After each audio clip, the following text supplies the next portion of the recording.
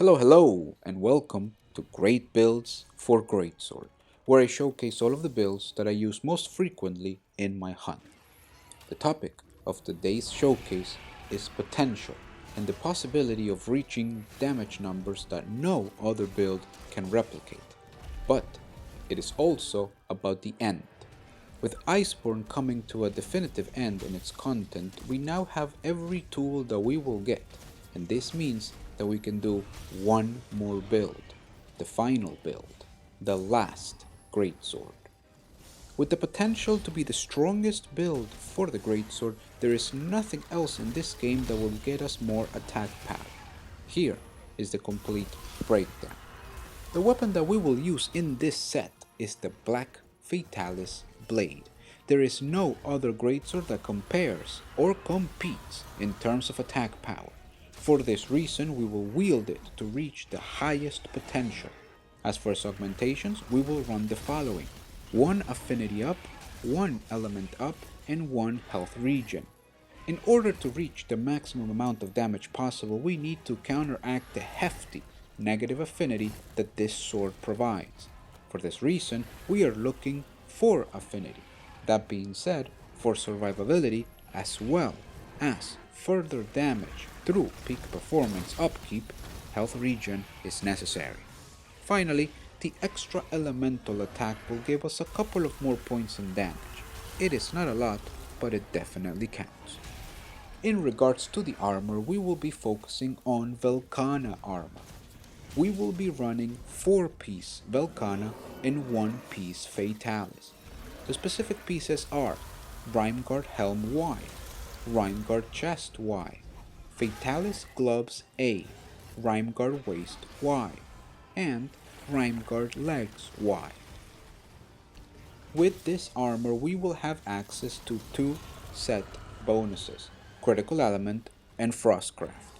We do not really need Critical Element, but Frostcraft is one of the main attack increases that we will be taking advantage of. If the aim is to reach through damage potential with the Greatsword, then Frostcraft is necessary. To round off the equipment, we will be wearing the Challenger Charm 5, the Assassin's Hood, and the Rock Steady Mantle. The Assassin's Hood is a great utility mantle for the Greatsword. The speed increase for the Greatsword is extremely useful to reposition and reach optimal punishes, and its duration is considerably lengthy. This mantle will be slotted with a Handicraft Jewel and a Flight Jewel to accentuate this support. The Rocksteady Mantle will be slotted with Menacing Jewels to increase our health regeneration when taking hits. In terms of decoration, we will need the following: on the Greatsword, 2 Critical Vitality; on the Helm, 2 Expert Plus, 1 Expert Jewel; on the chest, 1 Critical Vitality, 1 Tenderizer Jewel, and 1 Expert Jewel; on the gloves, 1 Attack Plus and 1 Attack Jewel; on the waist, 1 Attack Plus and 1 Expert Jewel; on the legs, 1 Attack Plus and 1 Tenderizer Jewel. There are a lot of rare decorations that we need for this build. Multiple Attack Plus, Expert Plus, and Critical Vitality demand a lot of grinding or a lot of luck from each player. That being said, this is the last build, the one to reach the highest potential. It is necessary that we strive to use the best decorations that we have access to in order to maximize efficiency. It is unfortunate, but unavoidable.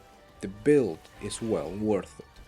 After assembling all of the armor and decorations, we will be hunting with these skills: Attack Boost 7, Critical Eye 7, Agitator 5, Health Boost 3, Ice Attack 3, Critical Boost 3, Weakness Exploit 3, Focus 3, Handicraft 3 plus 1 with Mantle, Critical Draw 3, Peak Performance 3, Quick Sheath 3, Coalescence 3, Resuscitate 1, and Recovery Up 2, and Airborne 1 as inactive skills to be used with the Mantles.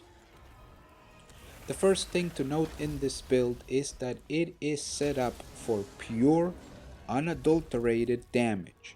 We have every possible damage skill that we can stack together to reach the highest attack possible. Attack boost, agitator, peak performance, and coalescence all work together to raise the attack power of the greatsword.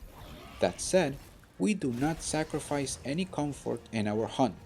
Full focus, health boost, and quick sheath makes using this build carry very low risk. Also, with 3 handicraft we are able to reach 40 hits of purple sharpness, more than enough, as long as you carry some woodfish plus scales. The second thing to note is that this build is a fully functional crit draw style build. With critical draw and critical eye, our draw slash will always be a critical hit no matter where we strike the monster. Quick punishes and safe damage is very much a reality with this set. Nevertheless, its true power is unleashed when we seamlessly switch to the true charge style.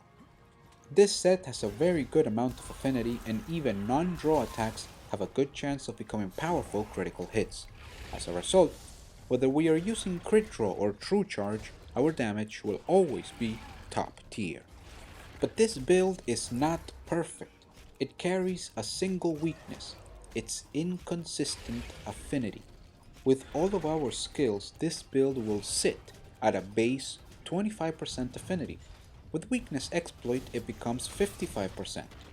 Hitting a tenderized part makes it 75%. And finally, agitator being active brings it to its final mark of 85% affinity.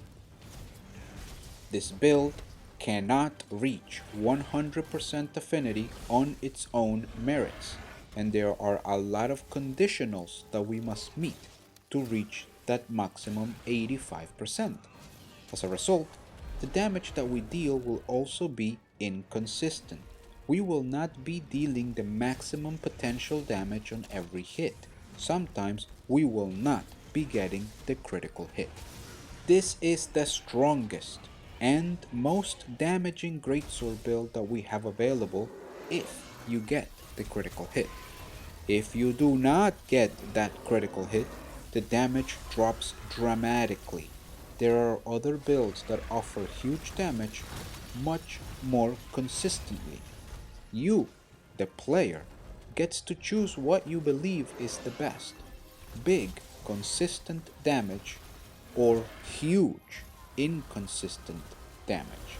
Me, personally, well, you know me.